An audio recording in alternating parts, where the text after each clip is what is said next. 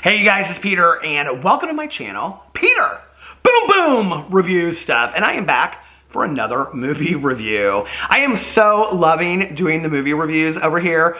It is so much fun for me. I talk about movies and television shows with my friends all the time. It's like constant topic of conversation, especially with my good Judy Tanya Jean. And my husband and I are always watching television shows and movies and comparing what we like. And so this just seems so natural to me, and I'm loving doing it. I'm still trying to kind of figure out my groove over here. So thank you for your patience as I figure out my groove. I'm gonna probably start doing older movie reviews and watching older movies, and then, I don't know, picking out kind of like crazy topics from each of those movies to kind of like talk about and review. So they won't necessarily just be quote-unquote movie reviews. They will be, I don't know, me talking about some kind of like topic as if it was like a college essay and I'm watching, I don't know, the movie Angel or something like that from back in the day. Do you guys remember that movie? Look it up if you haven't. I think I actually did a review of that movie because back in the day I started a series over here which was like, it was called like Bad Movie Mondays or something like that. And so I want to watch some of those kind of like B-list kind of movies again, because those are kind of the movies that I love sometimes, actually. But today I'm going to talk about The Curse of Bridge Hollow, which is currently on Netflix. I think it came out like a month ago. It was trending on top 10 in the United States for movies up for like the last 2 weeks because it's a Halloween movie. And I just looked, and it actually is no longer trending on top 10. It is an hour and 31 minutes long, and it came out in 2022. And let me read to you the synopsis. Welcome to quaint Bridge Hollow, where the streets are safe, the air smells like apples, and the town's spooky Halloween decorations have come to life. Now, like all of my reviews of movies and TV shows over here, this review will contain spoilers. I just want to say that.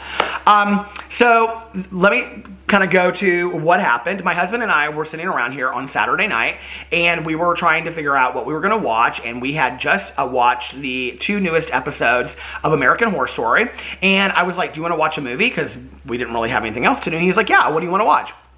So, this was before we watched we watched Terrifier, which I reviewed yesterday. I can't remember when we watched that movie. I think it was it Sunday night maybe that we watched Terrifier? Anyway, so, I said, do you want to watch a movie? And he was like, yeah. So we pulled up the Netflix, and he's like scrolling through, and I said, look up this movie, Curse of Bridge Hollow, because I had wanted to see it. There were like 3 Halloween movies. Hubie's Halloween was one of them with Adam Sandler. There was another Halloween movie that I hadn't seen that I wanted to see.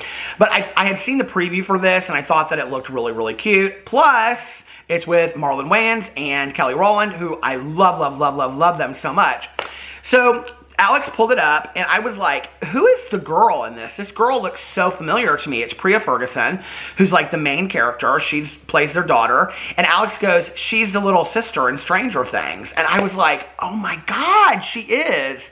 So, Alex, we watched the trailer. I thought he was going to be like, this is the corniest of corny family movies. I don't want to see this. But after watching the trailer, he goes, this looks really funny. Let's watch it. It'll be an hour and a half of comedy. So, we watched this movie, and what it is it's about this family. And they move from, I think, Brooklyn to this place called Bridge Hollow. And Bridge Hollow is, like, obsessed with Halloween, okay? And they pull in, like, just, like, the day before Halloween, I think. And everybody has all of these yard decorations. And what they do is they pick a theme. Like, their neighbors picked the Walking Dead. And then, like, he had all these zombies in his yard, right?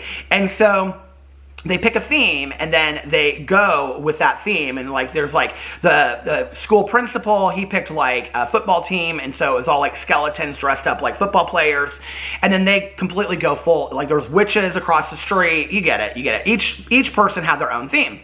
So the dad is really like against like decorating for Halloween, and the little girl really wants to go to like Halloween parties and decorate for Halloween and all this kind of stuff, and the dad has this background story which really doesn't make a lot of sense, but it doesn't really matter, to why he doesn't really like Halloween and he doesn't want to do anything Halloween-y. And so they go into town to kind of like walk around and see things. The mom, who is played by Kelly Rowland, wants to be a baker. And even though they kind of like joke with her that she's like the world's worst baker.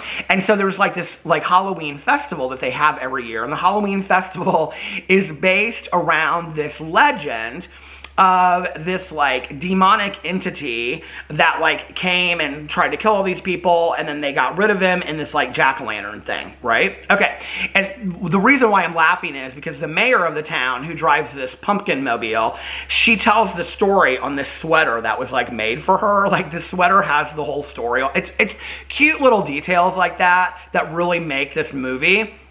And so, anyway, she's like walking around town, and then the little girl's walking around town, and then, well, she's 14, not a little girl. She walks into the cemetery, and she meets these 3 people that go to her school that are obsessed with the paranormal. And so she's talking about how she was going to start a paranormal group at her school, and so they're going to be like friends and whatever. So anyway, goes back to the house, and she's like she's doing the Ouija board on her iPad. It's even like, that's what I'm talking about. It's like the fun little details like that. Like I was thinking to myself, like, can you get a Ouija board app on your iPad? So she's doing the Ouija board app on her iPad, and it like leads her down the hall into this attic room, and then she goes in there and she finds, okay, anyway, flash forward, she finds this jack-o'-lantern. She ends up lighting this jack-o'-lantern thing, which brings to life this this guy that's this demonic entity, right? And so he like gets out of their house, breaks a window and gets out of their house after Marlon Wayans is like trying to kill him with a broom and all this kind of stuff. And it's just like this like swooping light. And then it touches all of these like animatronic or like skeletons in people's yards, like all these decorations. And when this light touches the decorations, they come to life, right?